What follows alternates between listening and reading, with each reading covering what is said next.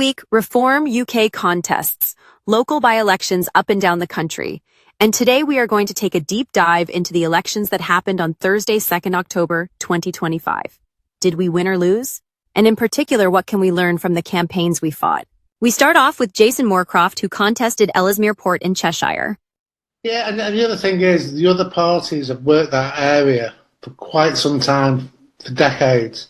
So they know where the strengths are, the weaknesses. They know not so much what the messaging is, because I think some of the other candidates went with the wrong message. But we had to find that out in a very short period of time. And it was literally on the door. So the first week or so was find out what's going on, where's our strengths, where's going to be our weaknesses, where's our pockets of reform voters, which areas are not going to be so productive for us. So the first week, maybe 2 weeks, we're finding our feet. So it sounds like, to start with, it was very much about assessing which areas you were likely to get some support in, other areas where maybe there was already a very strong Labour vote that was going to be hard to overturn with this particular election. Oh, definitely. Yeah, there were some areas which were very tribal. And that's not just for Labour, it was for the Conservatives, for the Lib Dems, and it didn't make a difference what our message was.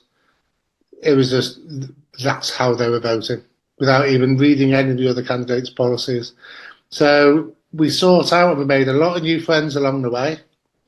Our pockets of support, and it was overwhelming. Once we found the areas and we thought, well, these are the parts of the community which are going to actually support us, it was smooth sailing from then on.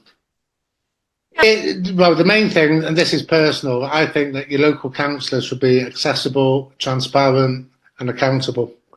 That's where we went out at first. As we were going round, there was a lot of concerns about open spaces, green spaces and the management of the roads, which I think's everywhere around Cheshire at the moment.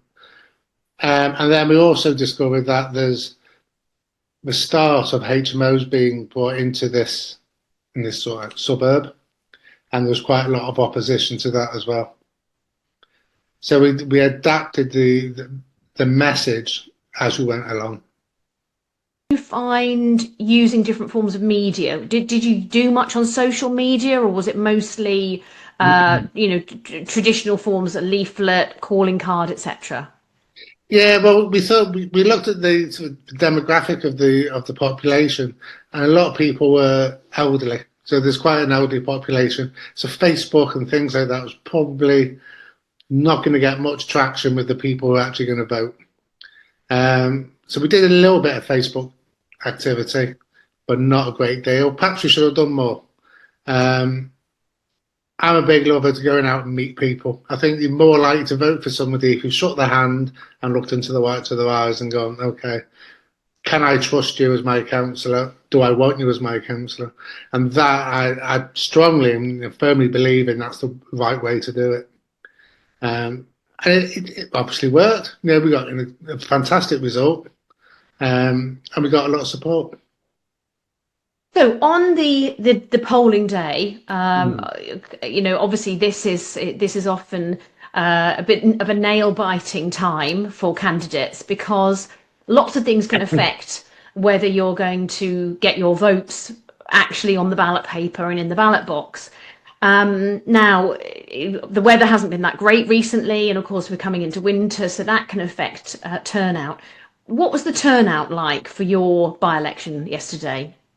It was 40%, which was higher than what we expected, which is good because it shows that people are engaging with democracy.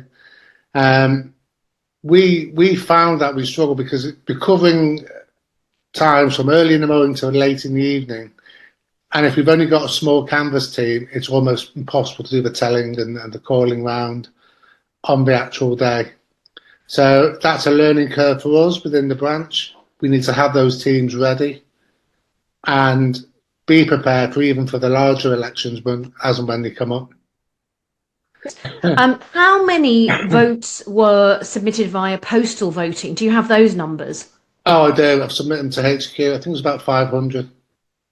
So a reasonable proportion of people decided to vote by their postal vote.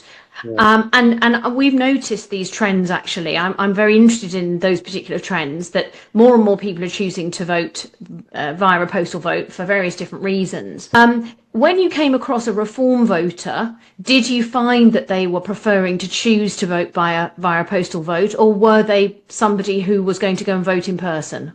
The majority were in person, which I think with that, and if you look, going back to what I said before, it took us a couple of weeks to get our messaging right and get out to meet the people, by which time the postal votes had already been submitted. So we were sort of, going after chasing things which had already been done.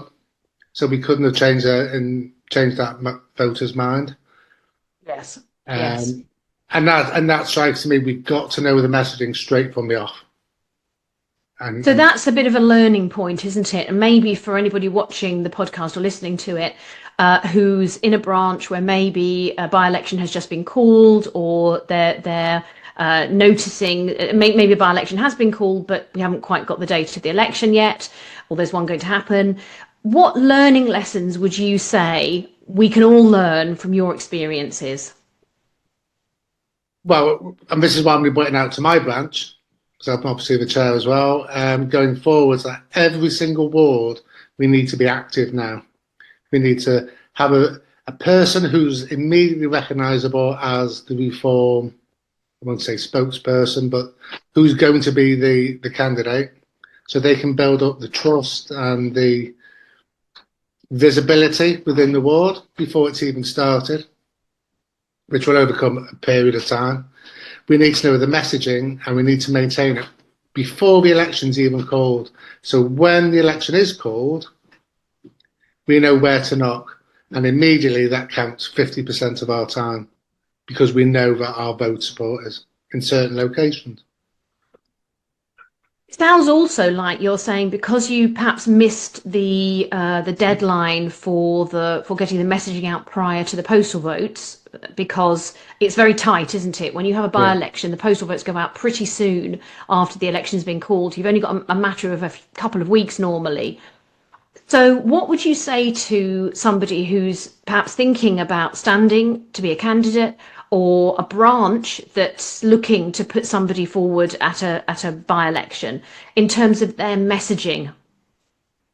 In terms of the messaging, well, it's got to be appropriate. Well, you need to know your voter base, what's going to resonate with them, and it'll be different in different areas, as we all know. So if you're going into rural areas, I mean, completely different to inner city, you need to know what of a 2 or 3 facts that are going to say, yes, I agree with that, I'm voting for you. So you need to get that out, and then you need to tell them how we're going to do it. So it's not just saying, oh, I want all the curbs cut or all the verges cut. How are we going to do that? Because obviously the incumbent person now isn't doing it. So how are we going to be different? So what next for Jason Moorcroft?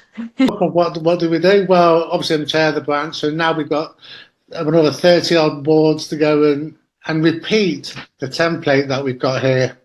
So we're going to be very active throughout every single ward.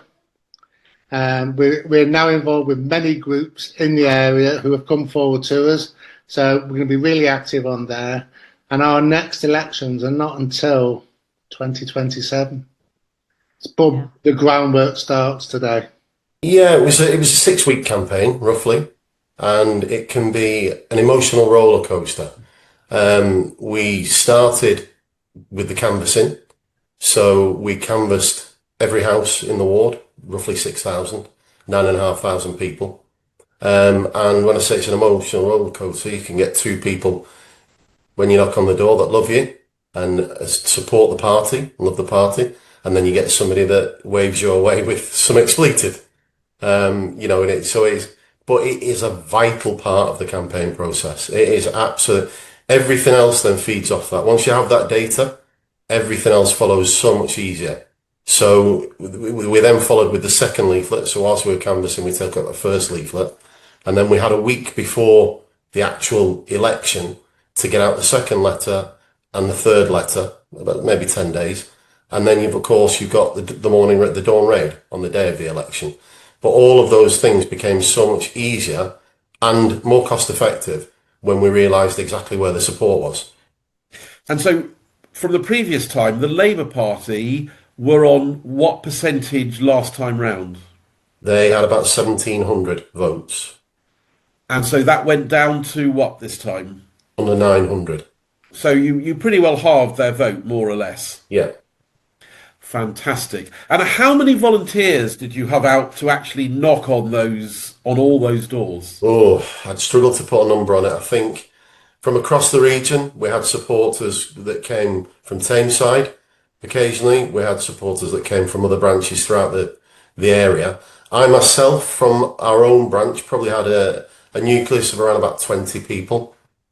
So, And they were turning out regularly for the leafleting and for the canvassing. Yeah, there was occasions when it was just my wife and I, but more often than not, we'd have maybe 4 or 5 of us out at any one time. So I think we shouldn't forget, actually, as part of this podcast, to say what an enormous vote of thanks from all of us in the party goes to those volunteers who put in all that effort supporting you in the campaign, because really across the board we rely on the people putting in those hard yards, whether we win or we lose. So I have got total respect for the members that have put in that effort, so thank you very much to all of them. I couldn't agree more wholeheartedly. They are vital.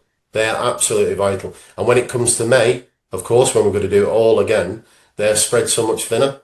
I had the support of the entire branch. Yeah. So it's massive between now and May that as many people put their hand up and volunteer their valuable time. And even if that's only for a couple of hours, if you multiply that by 20 people, that's 40 man hours out on the streets, which makes a massive difference. how did your campaign strategy go? Very, very well. I've been personally, I learned personally from doing, so transfer of knowledge, for example. So I volunteered an awful lot of times to work with other branches when they had their own by-elections, and in Runcorn and Helsby, of course. So I could see what had worked in various other branches. I volunteered in Witten, which is where I picked up the Google Sheets to use to plan our routes from the guys over there. I volunteered in multiple places. I say Runcorn and Helsby. The difficulty that I could see over there was the paper trail. I could see that people were handing out massive pieces of paper, masses of paper, and I wanted to try and digitalise as much of it as I could, so that it was then easily transferred back onto the Reform Pro system. So that data is data that we have forever and a day, essentially, in identity. And that's the advantage that the Uni Party have, and the Lib Dems, is that they have that data going back decades. I would urge anybody watching this that is involved in the May elections to actually start gathering that data now. Don't wait until 6 weeks before the election date, because it is full on. You have to be out every single day. And bearing in mind that takes us into the dark nights in March, for example. Whereas if they started to do a couple of hours every Saturday and Sunday between now and May, they could break the back of it and have all of that data before their official campaign even starts. What other learning lessons did you take from your campaign? I think first and foremost is don't sweat the small stuff.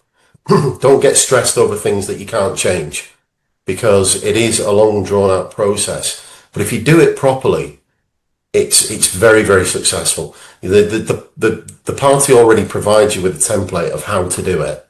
And a lot of people get squeamish about knocking on doors, about asking people what the voter intention may be. And we used a hypothetical. So if there was an election tomorrow, how would you choose to vote? So as not to alert the Labour supporters, for example. But that hypothetical is relevant today because there isn't an election for 6 months. So in terms of things that we learned as we went, we evolved. We improved on the Google Sheets. Trying to map out the Google Sheets is very, very complicated.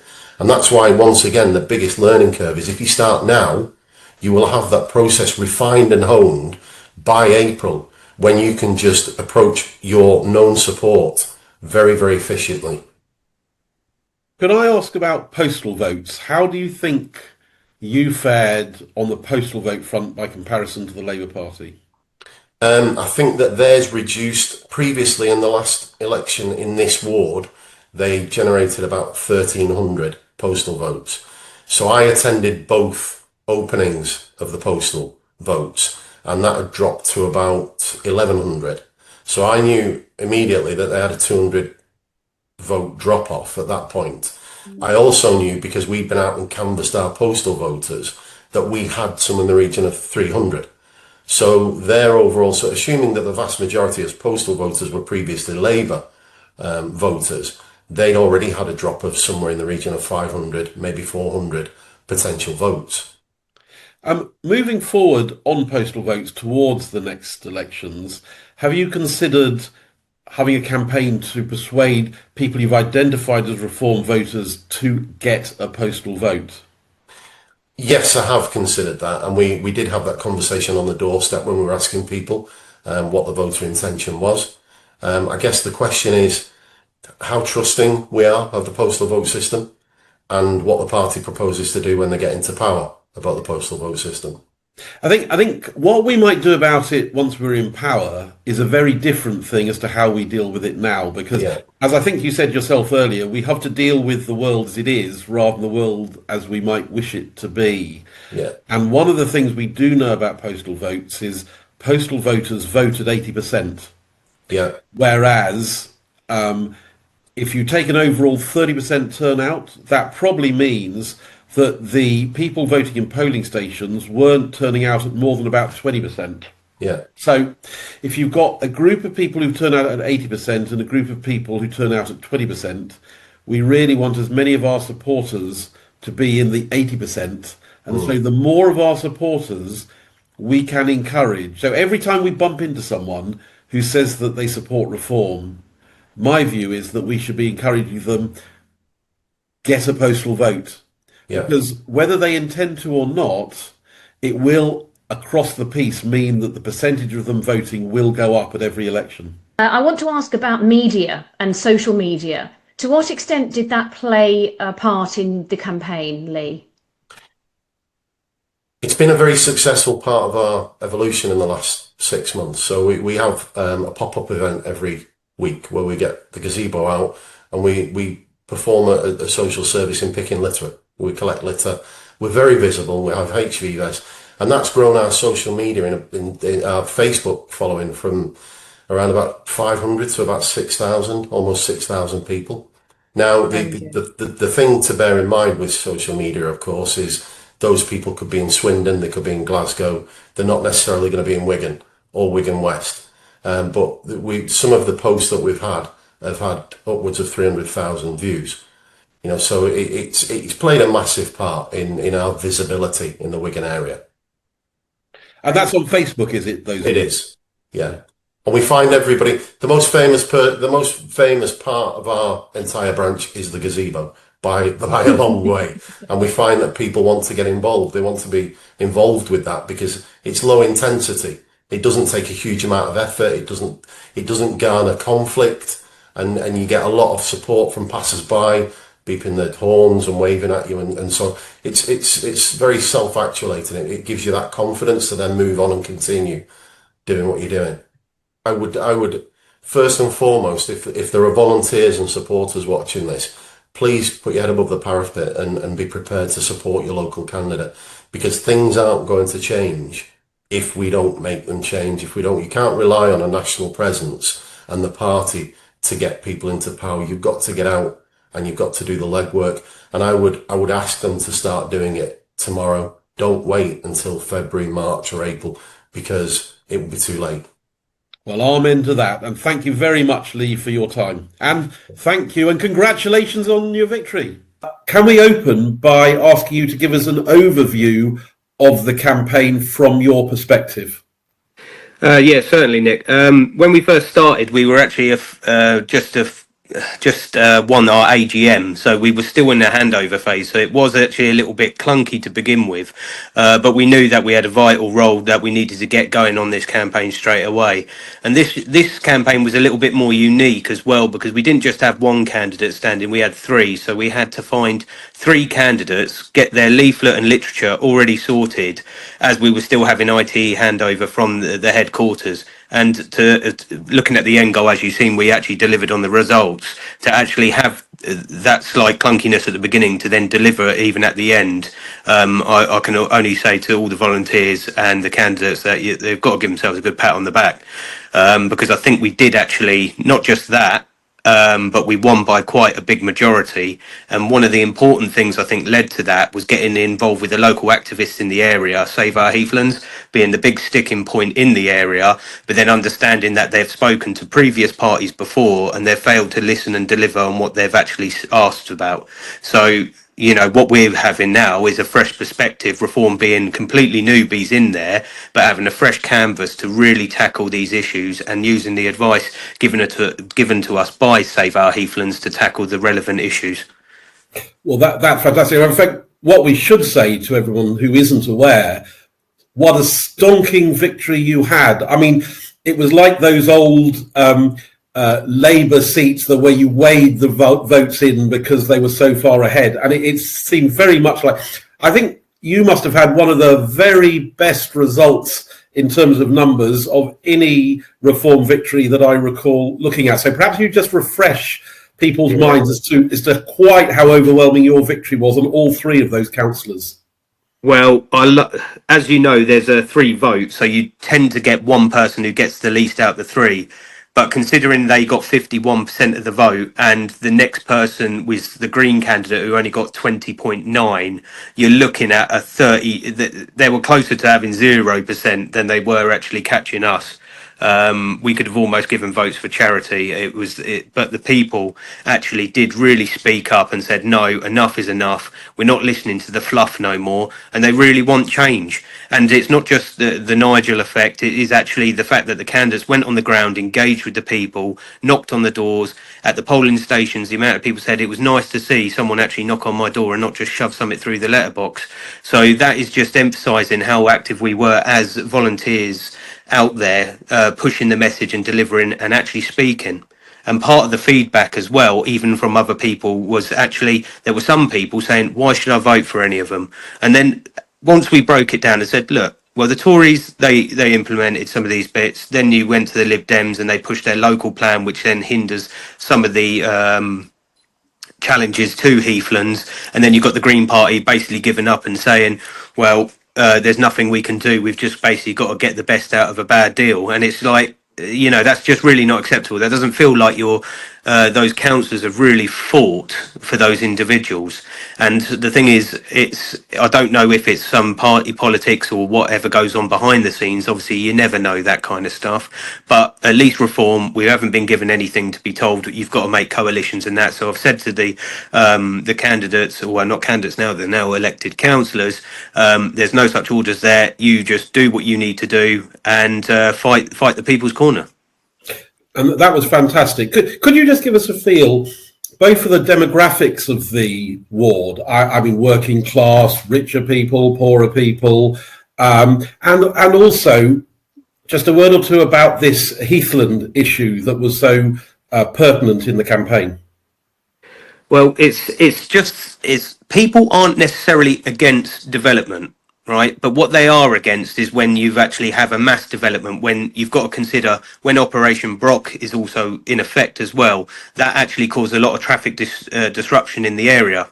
So also you've got to consider that if you've got 5,000 new houses being built, you're probably looking at least 7,500 new cars, or maybe on average, maybe even higher, which is then going to amount to more traffic on the roads, which, you know, it then needs to be repaired. The more flow you've got, the roads then will start to get potholes a lot quicker and all the rest. So that adds to that element. But it's also stuff like, are you going to have a more local GP? So then that way you can then have people then using that local GP rather than travelling further afield. There was also talks about a new train station being put there, but South East Eastern Rail have refused to put one. So then when you look at it, it's just like, where's the coordination to actually make this a real sustainable, a real well thought out plan? And to add to it, the waste, they can't connect onto the existing waste. So what they're having to do is they're having to basically have a massive cesspit and basically take it out. Well, you know what the service charges are like in flats and stuff. Apparently it starts off as, okay, it's only 50 quid a month, goes up to 75, goes to 100, and then they cut less frequently, and it just ends up being like a little sort of rolling income for the person who has the contract. But it's little things like that where you look at and you think, is the best interest of the people there being thought about? Also, are these houses for the local people? Because we have had it in Kent where you've had Lewisham Council actually buying places in Swale. So you've got to think that, are these going to be for people where they can move out their mum and dad's place, stay local, see their nan, and be still living in the village they're in? When you consider minimum wage in the southern area compared to the northern area reflected with the house prices, you're more likely the people are going to be staying with mum and dad, or they're going to be moving out of the county. So just before, this is my final question, then I'm going to hand over to Wendy. Can you just paint a picture of who are the residents in the ward at the moment? They're hardworking, middle class, working class? What sort of people are they in the ward? I would say you've got actually quite a sort of broad church with the amount of people there. I don't think you particularly have like a rich, wealthy class. Yes, maybe further afield in the more rural areas, you tend to see the houses are a bit bigger. But if you were to look inside Lenham and Harrisham, I'd say you've got a very good mix. I would say there is working class. One of the key things that I saw was the amount of people when we did our dawn raid in the morning of the campaign on the polling day, is we did see a lot of cars that, you know, were on their way out as we were approaching the 7 o'clock mark, getting themselves ready to go to work. So I think there is quite a broadened church of people who are there. Thanks.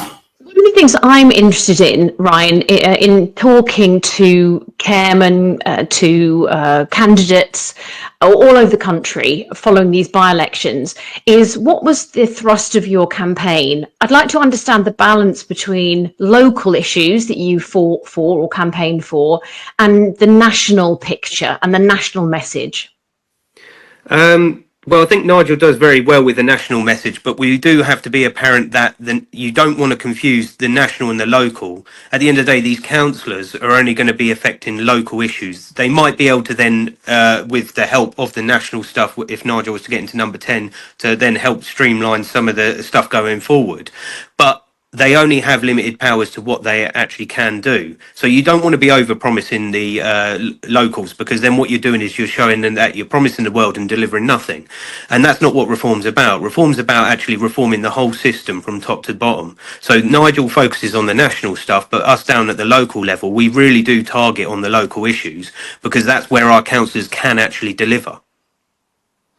What are those local messages, apart from the housing one that you've described? What other local messages or campaign messages were you focusing on? Well, the housing one was the biggest one. So by far, that was the very sticking point. If you do look at some of the news bits, it does seem like some people would say it was about that. But there is obviously the growing things compared to, oh, you're going to build enough schools and the other thing. A lot of it does come to that infrastructural level. But there is going to be things like the slight antisocial behaviour maybe in the area and small things like that, which people will obviously let you know at the doorsteps. I do live in the Faversham part, so my information on the ground was trying to get as much as I can from those local people, so then we can build the picture to go, right, let's make a note of it. We'll let then, if the council gets elected, we can then highlight these issues, because there'll be a certain road or maybe a park after a certain time. It might be like, yeah, you get a few people, they drink where they shouldn't be or something like that. And it's always good to have that pattern of life, so you can then push it onto the councillors and then they can make a note of it and then they can do something when they get in. Thank you. Looking at the campaign itself, could you tell us, did you get much help from neighbouring branches, or was it all your own volunteers? And what was your experience of the volunteers turning out? Were you getting good numbers coming from your branch? Yes, no, we did. It's obviously situational because some people they work a shift work, so they might be able to help during the weekdays. So we try to plan a weekday strategy as well as a weekend. Weekends you tend to get more numbers because you then got a longer day, and basically you can really then push whether you're basically leafleting or data collecting to see where your yes vote is and where your people that aren't voting. And also some of the no answers you would probably see that they could be shift worker people working over the weekend. So you would try and target those houses again during the week to see if depending on the pattern of life. Sometimes you might look at a bungalow, for example, and say 9 times out of 10, it probably will be an elderly person in them. So you know more likely that you're going to get a response. So you can sort of build that sort of good guesstimation depending on areas as well on that part. You said Sorry, just going back to the basically other branches helping out as well. I'll have to add that Maidstone and Malling came out because obviously being part of the Maidstone Borough Council, it would be very good that if we got the 3 over the line, they would have actually then basically have 3 councillors they can also communicate with for Maidstone Borough issues. Thank you to Maidstone. Looking at the election and what you actually put out, I've heard you did a dawn raid on the final day. How many leaflets did you put out during the course of the election? Well, first off, we wanted to focus because we're such a fresh party.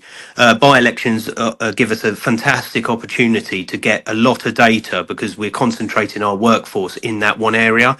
So we managed to get 1 leaflet out to start with to say, look, we're basically in the area. But the door knocking was more the essential part to then gather that data and basically focus on building that database so we can then bank on that when it comes to the general election. So what we're doing is we're preparing for that on a later cause, but then we know where our voters are. We can then target those individuals to see if they want to become members and even active volunteers themselves. So it was a good way. That was our main focus of mission point for that. Obviously, the postal letter was another critical one to actually target as well prior to the obviously polling day, action day. And how readily did your volunteers take to the canvassing, the knocking on doors and asking people whether we could count on their support? We do actually have quite a very good activist group in Faversham Mid Kent, and we're basically loyal to the cause and mission, and we want to make sure that basically Nigel does get into number 10. But ultimately we have to look at the local issue to win those people's favour to say that we can operate at that local level to give them the confidence that when Nigel does get into number 10, he's going to have some fantastic MPs who are going to then know the local issues as well as obviously targeting the national issues. And that is basically, we want to create a good spinal network from the boroughs straight to the KCC part all the way up to the top. So that way, then when information comes down, we can then deliver more streamlined than having a Labour councillor in the area that doesn't want to obviously promote us. But where you've got volunteers who are new to it, who haven't got the experience of knocking on doors, what we often find is that they're a bit nervous before they first start to knock on someone's door and ask them how they're planning to vote. Did you have enough people with experience to sort of handhold the newbies through that process? Yeah, we tend to have sort of like a team leader who would then basically go through, and then if someone knocks on the door and they open, that person then may go across and then take the lead. So and then that way they can see what they're asking, just to then so they can get their feet slightly, well, basically in and their confidence level up, and then they can then target the things themselves. Obviously, some people when they start knocking on the door, they might go and say no way, or in this case, we had a lot more people saying yes, hence the result. And yeah, we basically try to nurture them in a way that there's always people with them, so they're not on their own. Yeah, it is actually a lot easier than people are afraid that it might be, particularly given the lay of the electoral landscape at the moment, where it's actually quite easy to knock on a door as a Reform supporter, because the chance of getting a positive response is so much higher than it might be for some other parties. So looking at how you take that forward, of the doors, roughly what was the size of the electorate in the ward? Because it's a 3-seat ward, I believe it was over 7,000. So that's probably about That's 3,000 to 4,000 houses. Yes, that's about right. So the thing is, it was quite a mammoth task that we had to do. Like I said, finding the three councillors to start with, and then obviously knocking on all those doors. So we did actively go out pretty much 9:30 in the morning to about 5 was the cut off. Obviously we stopped for lunch. We're not that cruel. Yeah, basically, and you get to know the local people in the pub, so they get to see you and stuff like that as well, and you get some conversations with that too. So you actually got to knock on pretty well all of the as near as possible the 4,000 doors, and of those doors you knocked on, roughly how many did you get to actually speak to someone? We actually got confirmed, I think, about 1,500 yeses on the doors knocked. So the thing is, we did quite well, but there was a higher number of no answers, which I would think that would be people going out to work or going to might be a hospital appointment, and you just miss them. So this is where the leaflet comes into. Then once you've put that through the door, they know there's a presence right there.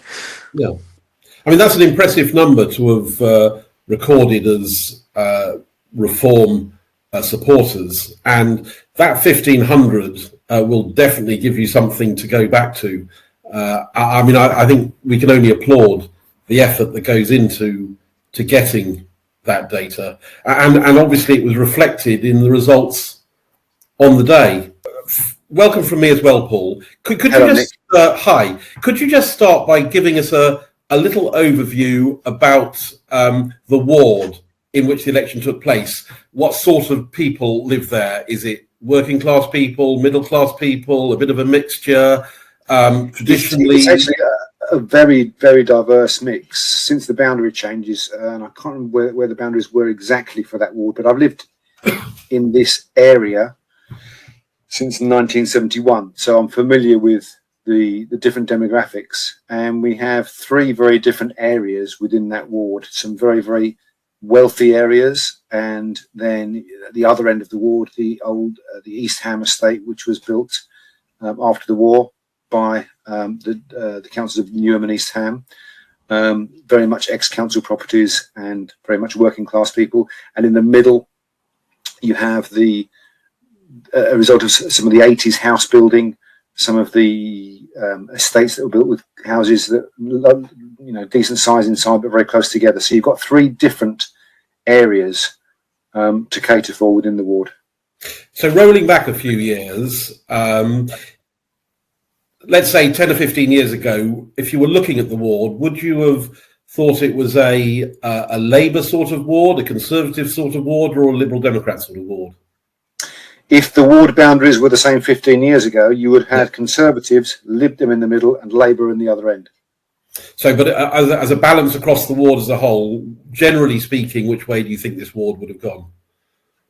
It's always been a Conservative ward, as far as I can remember, and that is because I guess the wealthy areas actually came out to vote, and the not so wealthy areas weren't always that interested in politics. So it's always been a very heavily guarded ward by the Conservative Party. Right. So were there any particular local issues that were pertinent to the campaign, or do you think it was really Reform's national position that drove the vote, or a bit of a mixture? Well, it's interesting. If you look at what we got, and I've looked at this over the last few years, whenever I've run in by-elections or council elections before, we've always managed to replicate what the party was doing nationally in terms of the vote share. That changed in the general election when we actually did some campaigning and we went out and we achieved 10% more than the national vote share. I think the national party was polling around 14-15%, and we achieved 24% in Brentwood. And we've done the same again. The National Party in some of the polls is putting us at 35%, yet we achieve 45% here. So we're sort of 10% above where the party is polling nationally. In terms of local issues, obviously potholes. Russell did a fantastic job of highlighting the issue with potholes. But the big thing around here is crime. I mean, Brentwood is, despite some of the statistics that are manipulated to make us look as if we're doing okay, crime in Brentwood is quite high. And so, with the results, can you just paint us a picture for people who haven't looked at them in so much detail? How did that? You said you got around about 45% on this election. How did the other parties do? So, Conservatives did 30%. The Green Party did 3%. Labour, I think, came out around, was it 13 or 14%, I believe. So they all dropped in votes. We took votes from every single party, including the Green Party. So the big losers though were the Conservatives. How much did their vote drop by? I don't know what it was last time. I can't remember what they were. They won last time, but their vote was down to 30 or 31% this time. Fantastic. And so could you just take us through your campaign? So did you get a lot of support from outside your branch, or was it mainly from volunteers from within your own branch? And what was the sequence in terms of leaflets, canvassing that you went through in the course of the campaign? So we were aware there would be a by-election on the day that Mark Reed died. He was the councillor who sadly passed away, which triggered this by-election. So we were aware there would be a by-election, but we didn't put anything into play until the funeral had taken place, and we let his family lay him to rest. We started off with leafleting, and we put a team together. We had a lot of help from our own team in Brentwood, but we also got a lot of help from all of the other branches in Essex. A lot of people came to help us from as far away as Harwich and Harlow, and you know there was lots of other people coming along to help. We leafleted, we canvassed, we put a good team in place. We had some very experienced people working with us. Russell himself has been campaigning since he was 15. He's been a councillor before, so he knew what to do anyway. And yeah, we actually canvassed for the first time. We didn't get a chance to canvass during the general election because we were short-staffed. We didn't know really how to do it, and we didn't have the team that was capable of doing it. This time we did it. We canvassed the whole ward. Every single door got a knock. Every single door got at least 3 leaflets. So it was. Can I ask you about social media, Paul? One of the things I'm interested to know is how much local branches are making the most of social media and the pros and cons of that. What did you do around social media? I left this to Russell because he is an expert on social media, so I did very little. And he was basically on Facebook all the time promoting reform and promoting the by-election. He's far better equipped than I am to do that. We have a social media presence, but for things like Twitter on local issues, it doesn't really hit the spot. Facebook is better because you can hit the local groups. It hits the area better. Twitter, Instagram don't really do it for the general election, absolutely. But then the role of the branches at the moment is to push by-elections, to put the committees in place, to put the structure in place, to make sure that we are ready when the next call comes to fight the fight. We're not politicians, as it's per se at the moment. We're branch chairs and branch committees. We're there to support and to create the structure that will enable us to be a fighting force when the time calls. I would have thought that the fact that Russell, being the candidate, was himself lively and active on social media would mean that people could find that connection to him if, for example, they hadn't seen one of your team, if they've been out when you've canvassed, or they'd missed seeing you out on the streets. Social media can bridge that gap very effectively, can't it? Without a doubt, he was. I mean, definitely, it made a difference. I couldn't tell you how much of a difference it made, but it did definitely make a difference. He is adept on social media, and of course, he's on TV, so he's well known. His face is well known, so that definitely helped. Did you try? I think it would be interesting also to be able to crunch the numbers on it, because I think one of we look at the numbers in terms of an election, in terms of our vote share, the turnout, the percentage turnout of the local population, the number of votes by postal vote, etc., etc. But I think more and more we're going to have to get more adept at analysing social media as well, because you can get some really good figures in terms of engagement and understand how that has impacted the results. We did that during the general election. We were able to do that. The agency that I had working with me for the general election was able to look at TikTok and the age group on TikTok that were following me in July last year, or in June and July last year. Interestingly, the Russell did a video on Facebook regarding a pothole, and you may or may not have seen this, where he was. I did. Just the famous pothole video. The famous pothole video, and out of the 3 polling stations, and that pothole was on the East Ham estate, and out of the 3 polling stations, that was where we got the biggest vote share from the polling station closest to the pothole that was subsequently filled in by Essex County Council. Did it have a George Cross painted over the top of it? Not after it was filled in. It had a Union Jack in it, which is what prompted Essex County Council to scramble their team and fill it in within 24 hours of Russell posting the video. Good stuff. Did you try paid advertising on Facebook at all? No. Did I do that? I've done it. I think I did that during the leading up to the general election, not during the Purdah period, but I've done it before, and you can target that. I think I've done it before for members, so you can target that by postcode. That can be quite useful. But we didn't do any of that during the election campaign, this by-election campaign, no. And looking at where you actually fought the campaign, did you do anything else by way of having street stalls or other activity alongside the leafleting and the canvassing and the social media? No, I mean, Russell went to visit a lot of other branches to introduce himself, because he's only been on our committee since August. We went through our SGM in August, so we've moved from an interim branch to a full branch. We were the first branch in Essex to do that. He went out to introduce himself to all of the other branches, and that helped us gain a lot of extra support, because obviously it's hard work going out campaigning every day, as they were doing. Most days it's hard work to get the same people to do it again and again. But no, the structure was leafleting, canvassing, door knocking, and social media. And what plans do you have to further develop the reach that you had with that canvassing in the area? Are you going to try and fill in the doors that you didn't find someone on, or are you just going to move on to another ward and try doing it there? What's as a branch, are you going to build on what you've done already in this ward, or are you going to focus more on actually developing what you've got in other wards? My goal as chair of the branch is to build on so I stood in two council elections before, and I didn't really know what I was doing. We just leafleted. In fact, it was me and a team of 2 others that leafleted.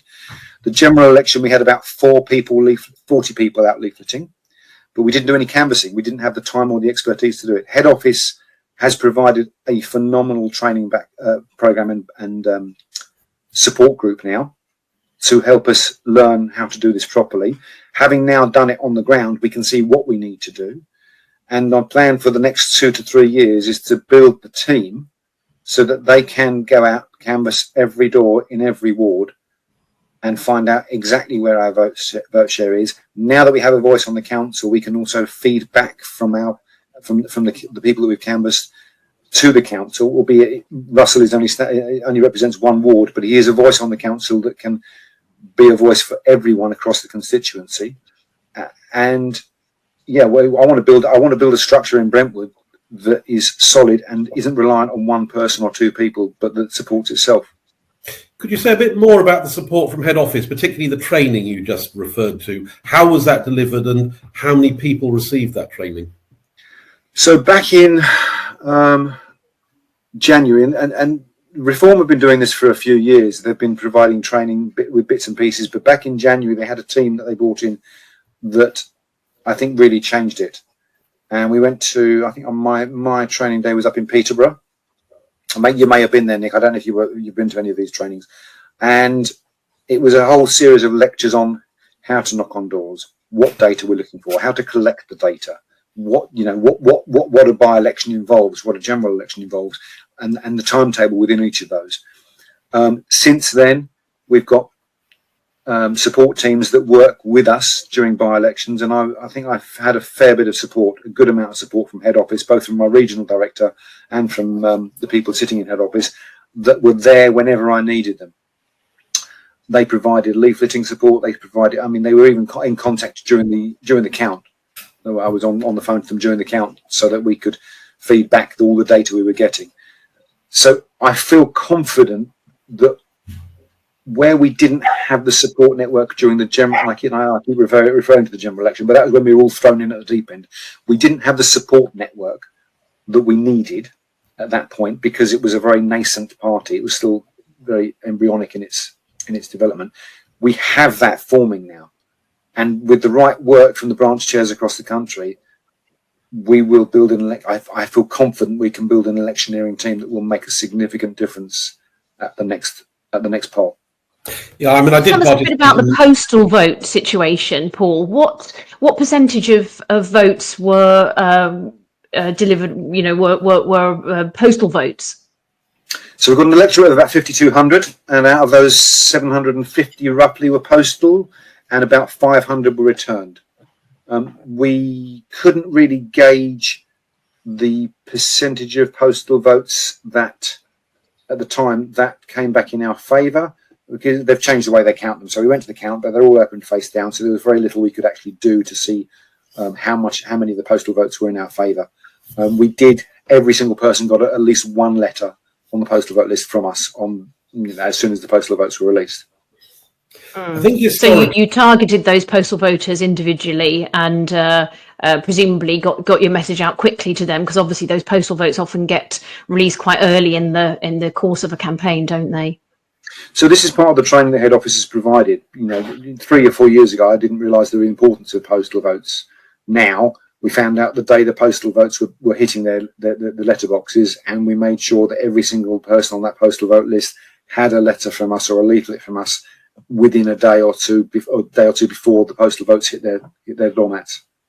Good, I think with the established postal votes, there will generally be a bias towards the established parties because they've cottoned onto this previously and they've encouraged supporters to take out postal votes, and that varies a bit from part of country to part of the country. And my view, and I don't know what your comment on this is, that really going forward, particularly for local elections, the more we can encourage our supporters to take out a postal vote, the more we will get in terms of local elections, because of the much higher propensity postal voters have to vote. So if you're saying 500 out of 720, that's 70 odd percent voting. Something like that, yeah.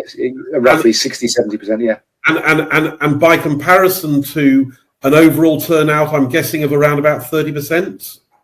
34, I believe. I think it was 29 for this ward. It was 29 last time, but that was an all-in, all-out election. So, and that was back in May 24. That was 29%, I think, average turnout across the constituency. This was 34%, and I think people were coming out. I think the increase in turnout was people were coming out because they're so hacked off with the state of the country. But if you take the postal voters out of that percentage, the percentage of those voting face-to-face would then be more like down 22-23%, because quite awesome. And the difference is, so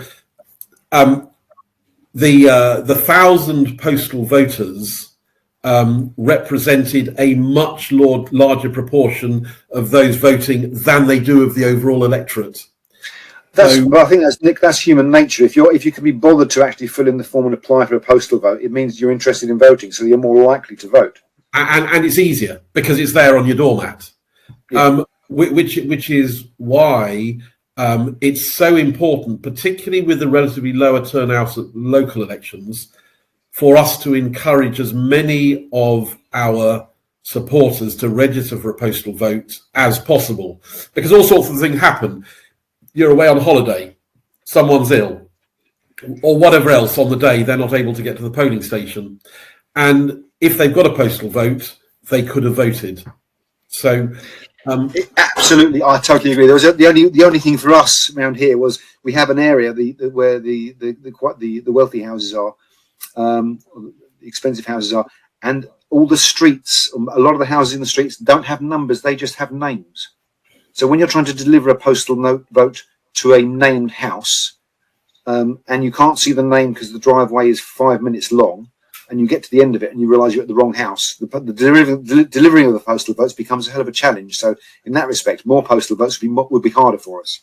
Well, except that those postal voters are probably where the Conservatives got a large proportion of their votes from. And yes, I think if we could encourage more people on the estates to take out postal votes, where they've got house numbers, for want of a better way of looking at it. The logistics of that will make it easier. Yeah, I mean, that is a good measure of success in postal vote penetration. So if you saw in that ward the number of postal voters going up from 1,000 to 2,000, and that most of the extra ones were coming into the estates where we've been encouraging our supporters, people that when we've done the canvassing, we've registered as Reform supporters, getting postal votes, then I think that your overall vote in the next local elections would be significantly enhanced.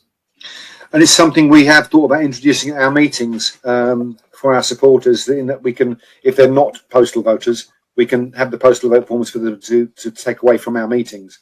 And of course, if we've got people out canvassing for us and working with us on the day, we want them to make sure they can still vote. So having them, if they vote in advance, that would help us.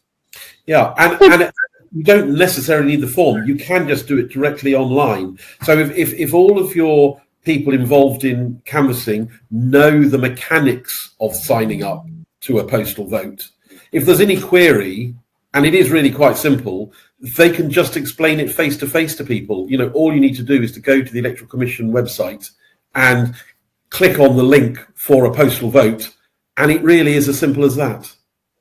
And I think we will do that as we now that we're not time constrained by a polling date. I think that will be part of our canvassing and our message going forward to the electorate at large.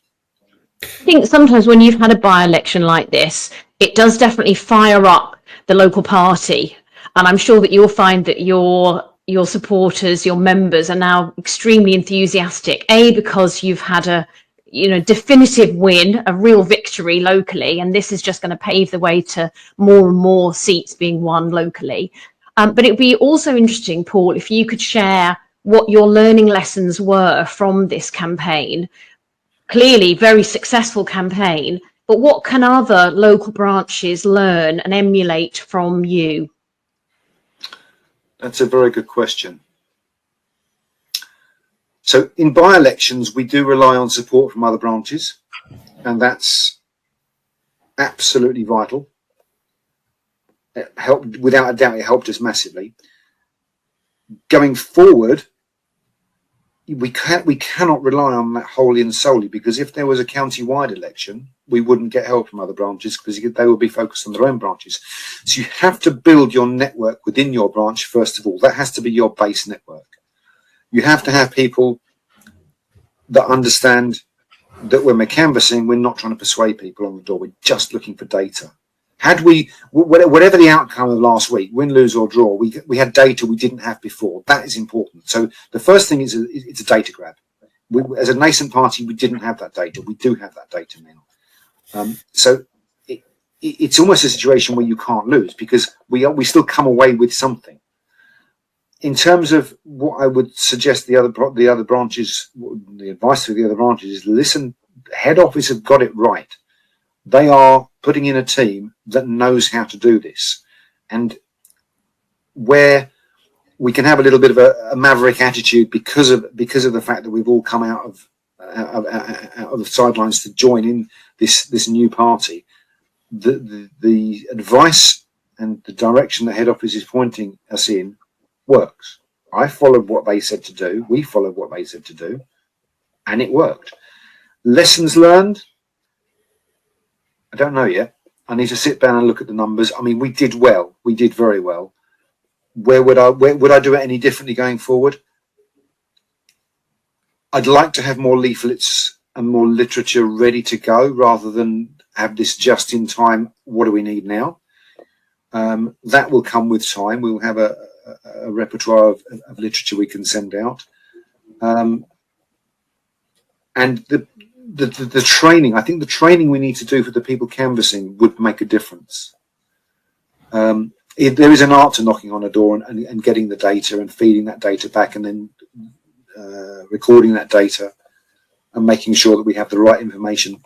That I think we need to do some more training internally for. We have the training programs from head office. I know how to do it. It's just finding now the time to find the people to do it and to deliver that internally within our branch. Interesting. I think that learning reflection is actually a very important part of any campaign. It's very easy when you've finished when the polling is over and the results are out, win, lose or draw, like you say, it's very easy to then move on to the next thing. But actually, I think it's a very good process to be able to do that. Obviously, you'll need to do it, but also with your team as well, because there may be elements that you can replicate next time that you might forget if you don't somehow write it down, but also things that you can learn and improve on for next time. There's a huge amount of learning that's going on the whole time. Like you say, head office have got the template right, but locally we're having to interpret that, actually implement it and make it work locally. And every area is going to do that slightly differently. And of course, everyone will have different experiences. So they've got different political histories. They may have canvassed for other parties in the past. So they're going to have a different way of doing things.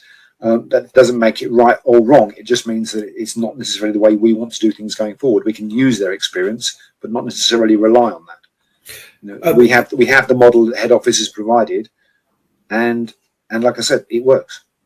There's one thing that you might want to consider, which actually in places the Liberal Democrats have done in the past, and that's to send a thank you leaflet out in the ward, and you can focus it in a couple of ways.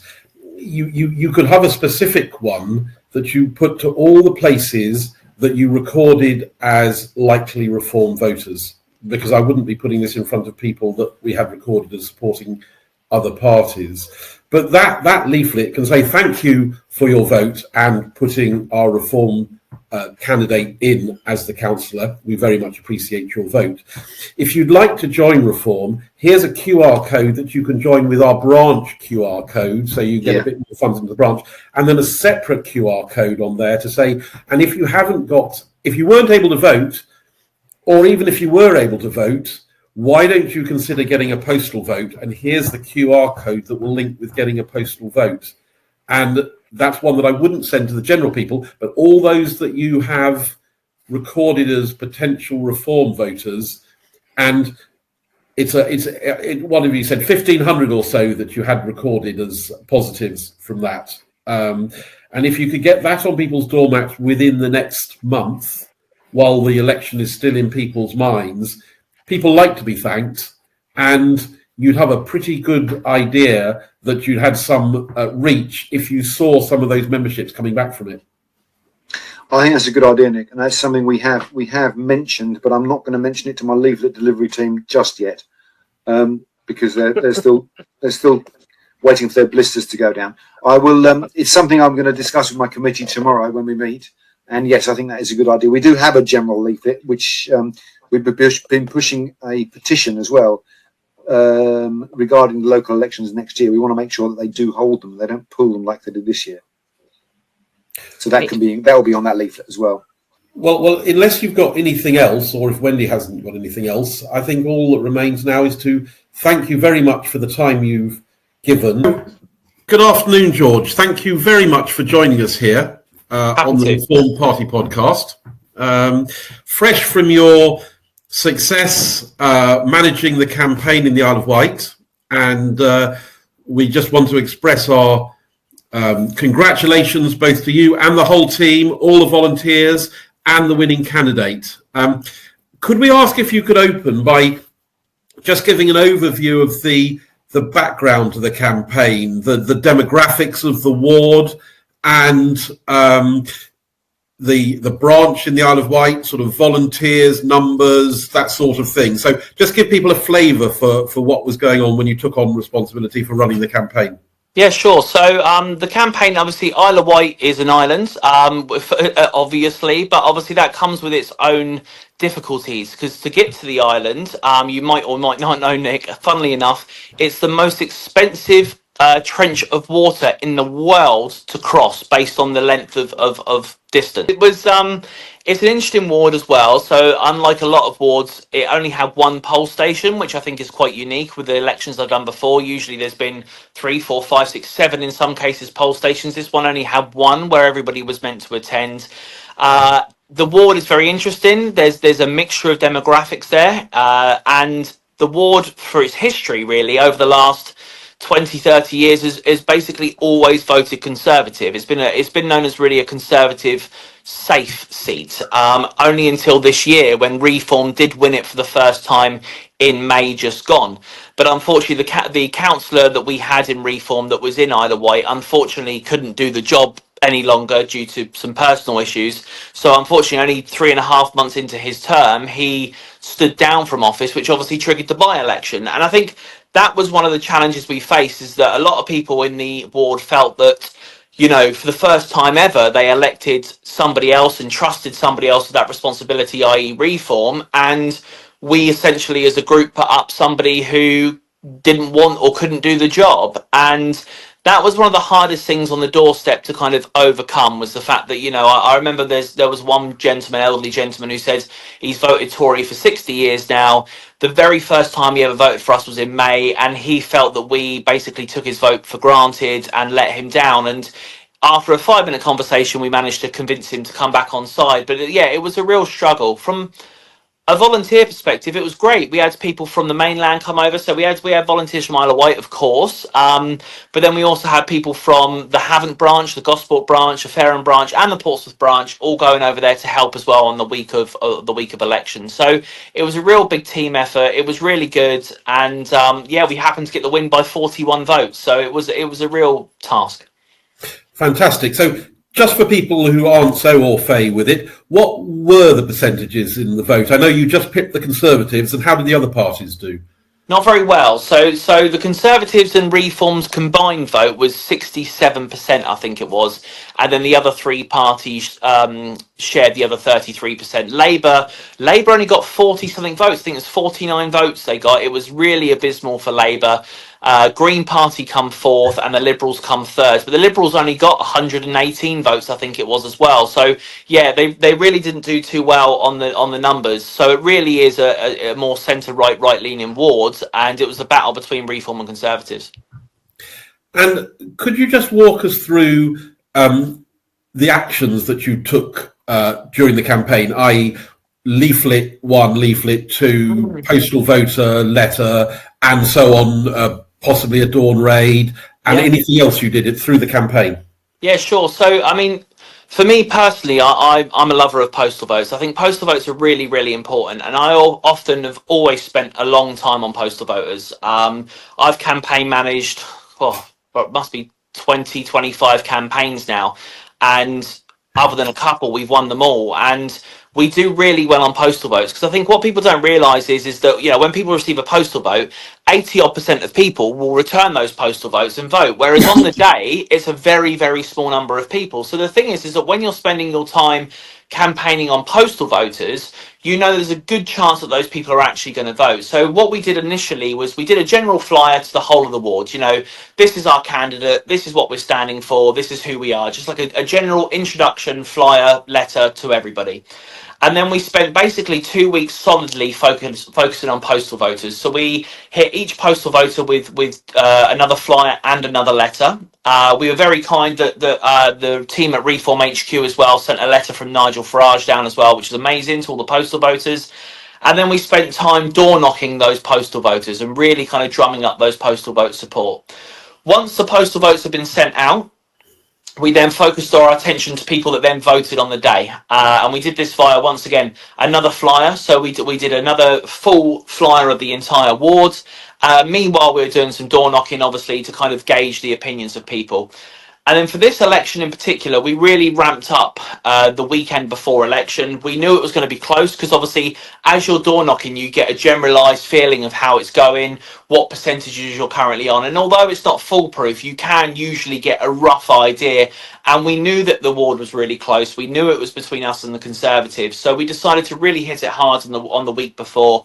On the Monday, we had loads of people out and we covered the whole ward with a personal letter from Bill. So Bill wrote a letter just from him. It didn't have too much party stuff on it. It had obviously the logo and bits and pieces, but it was really a personal letter from Bill, our candidate, that really kind of drummed home who he was, what his experience was, what his connection to the local area was, and why he personally wanted to be a councillor for that area. And we put that through every single door, which was great. And then we spent 2 days then solidly door knocking on the Tuesday and the Wednesday before elections, solidly door knocking to speak to as many people as we can, to remind them about the election and understand the importance of elections as well. I mean, we know, being in Reform, we won an election with only 6 votes a few months ago, didn't we? A big election. So we know how important those few votes can be. And then, as you just said then, Nick, as well, we did the morning raid. So it was quite a big campaign. For those of people that don't know what the morning raid is, we basically have a get out to vote flyer, which goes through really early in the morning so that when people wake up, it's the first thing they see on the doorstep on the morning before their post even comes through the door. So it's there on the doorstep as people wake up and come down the stairs. And hopefully that reminds them to get out and vote before they go and start their working day, you know. So that was the campaign we did. It was quite a heavy campaign, to be fair. You know, we did about 6 flyers / letters altogether, a lot of door knocking, but obviously it paid off when you win by 41 votes. Yeah, big congratulations. I mean, it's worth it in the end, even though the effort is quite something, isn't it? While you're going through that campaign. George, Yeah. tell us a little bit about the team. I'm interested to know how big the team was that you had to work with, how many people, how many man hours were put in, because clearly you took this on almost as a full-time endeavour, probably more than full-time, in fact. Yeah. Yeah, absolutely. I mean, I was asked by HQ to run the campaign. Yeah, I wasn't paid to do so. I do it as a volunteer, but I absolutely, obviously, love it. And my favourite thing in life is elections. I live for. I know it's so sad, isn't it? But I live for elections. I absolutely love winning. And there's nothing more that gets me going. I remember actually on election day. Say remember. It's only a few days ago, but I remember on election day and. We said to our candidate, look, make sure there's somebody else at the poll station with a rosette all day. And I turned up there after the get out to vote thing and I thought, right, I'm going to go door knocking and stuff. But after doing so much campaigning, you're exhausted. You know what it's like. You're exhausted, you're tired. And I got to the poll station and I remember the Conservative guy there was basically really frosty with me, really kind of dismissive of me. As somebody from the mainland, as they call it, they didn't really want a mainlander here, you know, get off our island kind of mentality. And if that didn't give me the energy, I don't know what will. I literally went straight back out. I remember speaking to my partner on the phone. She's like, I thought you were tired. I was like, this guy just gave me all the energy I need to carry on. And literally I was out there pounding doors again, you know. So we had a probably altogether we had probably about 25 people involved in the campaign, and that kind of ranged from a couple of hours up to tens of hours. Myself, I spent quite a lot of time on it, probably 60-70 hours altogether. But you know, the teams ranged and we had people from literally local volunteers that lived in the area or worked in the area, all the way to, as I say, people from like Havant, for example. We had a guy called Terry Norton who was the ex-deputy police and crime commissioner. He recently defected to Reform and he came over to the island and did a big day of campaigning. So we had a whole real range and mix of people that got involved, but I would say about 25 altogether. In terms of the hours you put in, you said you put in 60 altogether. I suspect that's probably actually much less than in reality, because I know how much not only do these campaigns take in terms of your hours walking the streets, but also your thinking time. You're doing a lot of time thinking and planning and processing.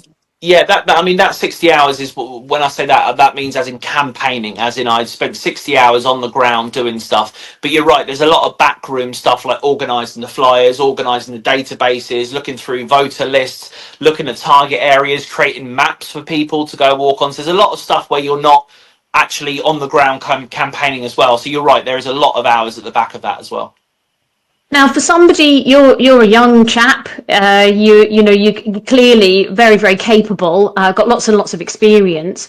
But one of the things that is wonderful about the Reform Party is how many people we have who are joining, who are young people from teenagers, 16-year-olds and over. Now that 16-year-olds are going to be able to vote, we're targeting our teens. But we've also got lots and lots of middle-aged and older people in the party. It's truly a very, very broad church. What advice would you give to somebody who's perhaps in your kind of generation, who's really interested in getting involved, enthusiastic, fired up like you are, and would like to get involved in campaigning, but is also having to juggle a job, a family, other responsibilities? How can they do it? I mean, look, the best thing with campaigning is that it can be in your own time, and it's completely flexible to you. You know, there is certain things with campaigning where it's particular days or particular times, but we are very flexible with our people that campaign. You know, we'll say to people, if they can't do, for example, a certain time or certain day, we'll give them a bundle and they can do it in their own time. You know, the key thing that we did when I run the election is I sent an email out to all the local members and said, look, would you like a bundle of flyers? I think it was our police and crime flyers that we've done nationwide. And I said, look, we got these flyers. I can send them to you and do them in your own time. And it gave the people the flexibility to do in their own time. The one thing that chairmen of branches need, and I'm the chairman of the Portsmouth branch, and one thing we need is volunteers. So trust me, if anybody says to me, I've got a couple of hours free, but only in my own time, I will give you something to do, because we desperately need people to help. So there's always things to do. And I would encourage people to do it. A lot of people also worry about the reaction because they see a lot of hate and a lot of issues on social media from the left wing of politics, and it can get quite nasty on social media. But the reality is that on the ground that really doesn't happen. I think on the ground the silent majority really are supporting reform right now, and if they're not supporting reform, they're certainly apathetic to reform's cause or their desires or what we stand for. And honestly, I can say hands on heart, I genuinely mean this, I must have knocked 600-700 doors in Isle of Wight and flyered, as I say, probably 10,000 flyers. I didn't have one person in the entire campaign say anything nasty to me, horrible to me on the doors. You know, it didn't happen. Some people were not interested in speaking to you or didn't want to talk, but no one was horrible. So I'd say that if for any campaigns out there they're a bit worried or a bit cautious, just give it a go and do it, because it's never as bad as you think. I think that is very true, and that's my experience as well. I mean, there is the odd exception, but it's very few and far between. Yeah, it is. I just want to pick up something you said earlier, which was the letter from Nigel from head office. Now, when I was in a by-election a week or two ago, we also had that letter. And my understanding was, although I wasn't told this was happening in advance, that this is happening with all the by-elections. It's just, I don't think head office has mentioned it to people. Now, it is very helpful, but I'm interested that none of the other people who've been running campaigns last week have mentioned that at all. And I'm wondering if they weren't necessarily aware of it. Yeah, I think you're right, Nick, because I was visiting somebody in hospital the other day, and obviously we've got an election here in Paulsgrove, which is my ward. We've got a by-election here in 3 weeks' time, and I was visiting somebody in the hospital last week, and one of the nurses noticed me from being their counsellor, and they said, oh, we received a letter through from Nigel today. I was like, oh, did you? So yeah, you are right. Like, they are definitely being sent out, but without us knowing.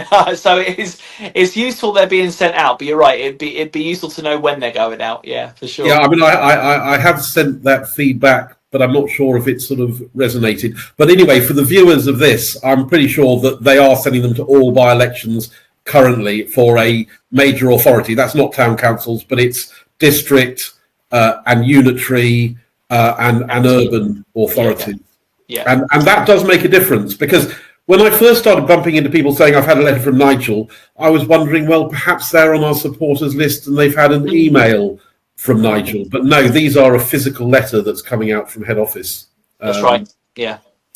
And you mentioned about postal votes. Now, I'm also a big fan of postal votes and pushing them amongst our own supporters.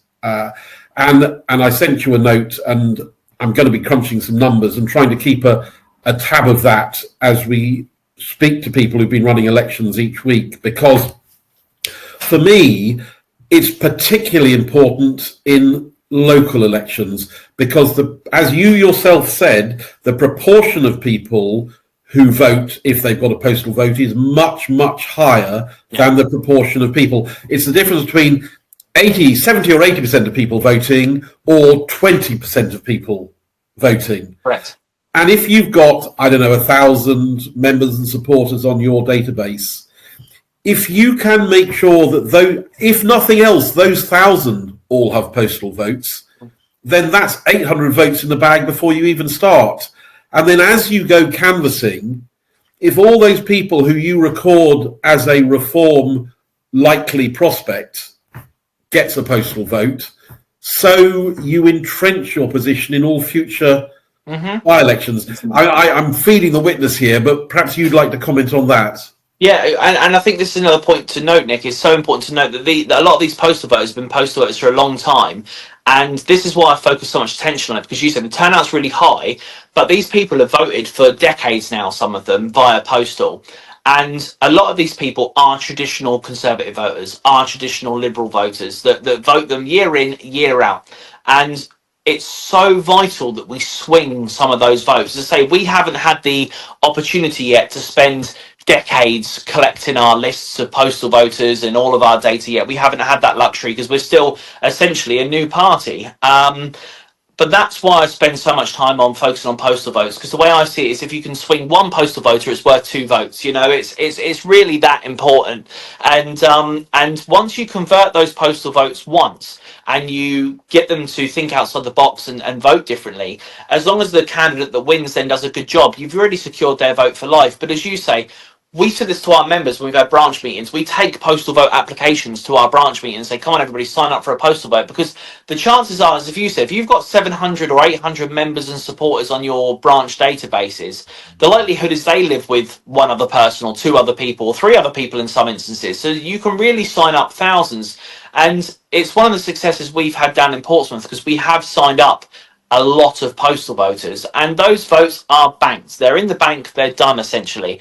And it also stops you wasting time around election times because you know that you can kind of rely on these people to put up posters in the window or put garden stakes up in the garden. So it's not just about the postal voter voting, it's also about what other support that they can provide as well. But yeah, I 100% agree. I think everybody should sign up for a postal vote. I know there's a lot of people that hesitate with postal votes because they worry about the corruption or fraud, but in my experience, my personal experience, the local council here runs postal voting so openly, so stringently, and I've never seen anything that would give me any concern. So I would always recommend postals. I mean, there are some valid concerns about postal votes, but they don't relate to the individual. So that Correct. If you get a postal vote, that will be helpful. It was a very good point you just made there about if you can convert a postal voter, it's worth 2, and that is very true. In fact, with postal votes, I'd almost go so far to say, as far as local elections are concerned, if you can put the effort in between elections and get more postal voters, you could just about forget about the actual campaign because you will already have won before you get there. Now, I wouldn't go quite that extreme, but you get the principle. I get the principle. Yeah, absolutely. It just gives you that air of calmness. I mean, we did it in Paulsgrove. So my ward is Paulsgrove. And when I first stood back in 2021, I spent a lot of time on postal voters. I got just over 500 postal voters signed up over a year. It was a real big campaign that I did as leading up to it. But as you say, those postal voters are now banked, and every single year we get those in. I mean, last year when I re-stood for election last year, I won 72% of the postal vote. You know, because obviously when it comes out and it goes on the table, you can tally them. And yeah, 72% of the postal vote I got last year. And I ended up with 65% overall with all the on the day votes. You know, and that work I put in years ago into collecting those hundreds and hundreds and hundreds of postal votes has been worth it ever since. Paid off, didn't it? I was going to say, there you have it in a nutshell. And really, the more we can build that into future campaigning. So, for example, have you considered putting out in this Isle of Wight ward a thank you leaflet, particularly focused on those that we had recorded from the canvassing as Reform likely prospects? And what I am suggesting to people is, with that leaflet that's focused on people we think are reform voters, with a couple of QR codes, one to join the local branch so that the share of the funds comes to the local branch, and a second QR code on there to sign up for a postal vote. And I think that if we get that leaflet out within a month or so, saying thank you for electing our councillor, and why don't you get a postal vote, and why don't you join us, I suspect that would pay dividends. I agree. It's something that we do round here, absolutely. And I think that if anybody's watching or listening to this and they're a counsellor and you haven't done it yet, it's never too late to do it. I think it's really important to engage with people. A lot of people don't.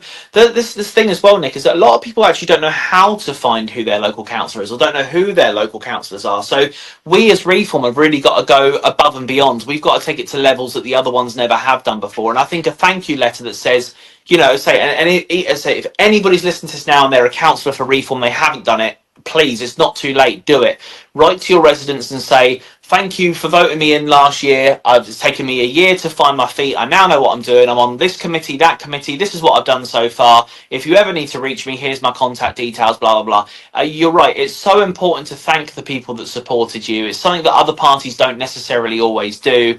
And it shows that you're contactable and reachable, and you're not just around at election time. So, yeah, you are 100% right, Nick. It should be encouraged to do thank you letters and thank people for spending their time to vote for you. I hate to say it, but the other people Sorry, Nick, can I just ask a final question of George? When we're interviewing chairs or candidates, we're asking them what their learning lessons were, because there's lots of different experience from people who've just really started campaigning or learning how to campaign, right up to people like yourself, George, who've got years of experience, hundreds of hours under your belt, and very, very experienced at campaigning, and also enthusiastic about it, which is critical. What learning lessons could you take from this campaign that other people could copy? Listen and don't dictate.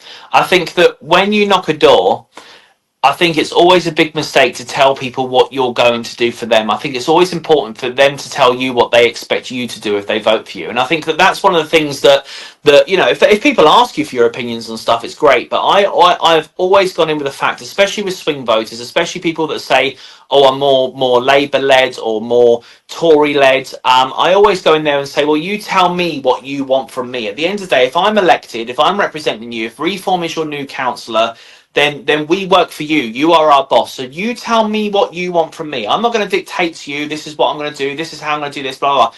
Listen to people. And that's what I'd advise anybody that's out there to do, because I think 90% of the people that vote at the moment are disenfranchised. They're annoyed, they're angry, they're not happy with the current system, whether that be locally or nationally.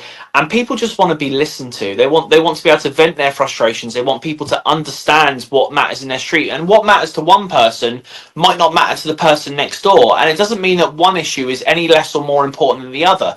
I mean, my ward is a prime example of this. I've got in my ward some of the lowest, some of the highest social housing rates in the entire city. We've got a bank of thousands of social housing, people that struggle to pay their bills. In the same ward, we have got the richest area in the whole of the city, an area called Port Solent, where their issues are completely different.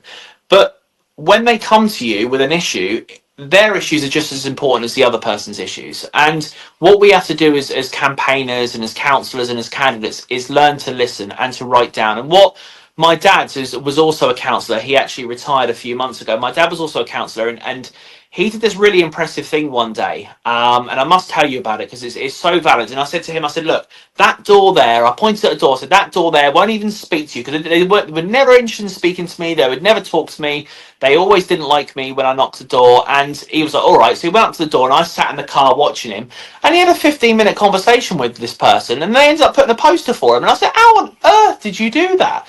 And literally what he was doing is he was making notes of what they cared about, what they really mattered. And then when my dad won the election, he went back to that house with those same notes and said, right, you said X, Y, and Z, and this is now what I'm going to do for you. And I thought, what a genius. And he was so respected amongst his residents because he took the notes down, he listened to residents, and then when he was elected, he went back and resolved those problems. And I think, as I say, that's my biggest advice, is to listen, not dictate.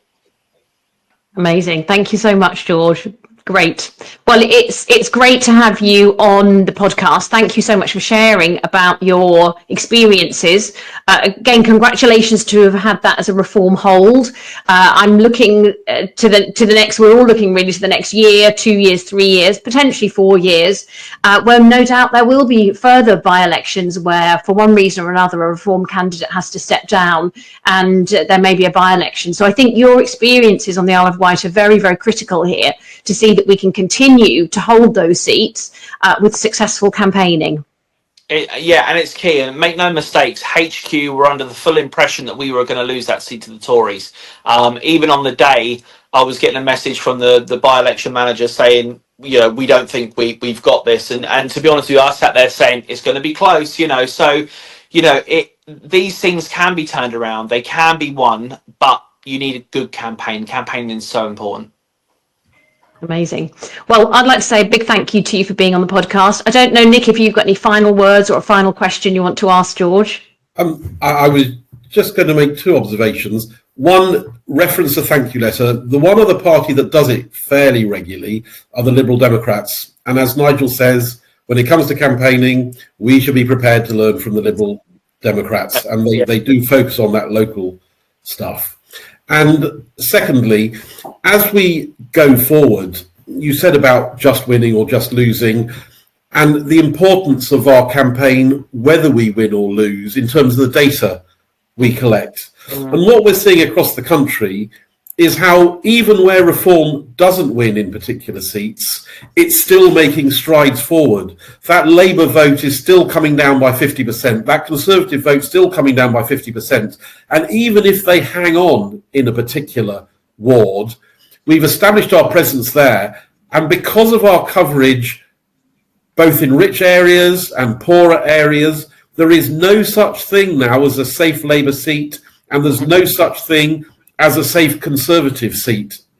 All seats where reform is voting will be in contention with reform, and we have to keep putting that work in everywhere, regardless of win or lose, because our big target is that general election in 28 or 29, and for whatever the result we get in individual local elections, it's all contributing to the effect at that general election. So my final thanks is to all of the volunteers on the Isle of Wight and those who made the journey at some expense across the Solent from Portsmouth, from Southampton, from other areas in Hampshire to the Isle of Wight to support them, as well as the candidate. And so very well done to all of them. They are really the bedrock of what we need to be doing to achieve success. Absolutely right, Nick. And no man is an island, make no mistake, no man is an island. And without a good team, we're ineffective, and we're very fortunate down here to have an incredibly dedicated, loyal and enthusiastic team. And without each and every one of those, there wasn't a win on Thursday. So, you're completely correct that it's a huge team effort, and we need more and more people to help us pound those streets. And finally, as a sort of note of the podcast, we hope that when we send you the final copy for this, that you will circulate it, encourage people to like and share the Reform Party podcast, because as we go forward each week, we will be aiming to speak to the people who've run the different campaigns. So there'll be learning lessons across the piece. And the more widely we can disseminate that across volunteers and members of Reform, the more of an impact it can have in spreading best practice and the lessons learned. Absolutely. Thank you very much. Thank you very much, George, for your time.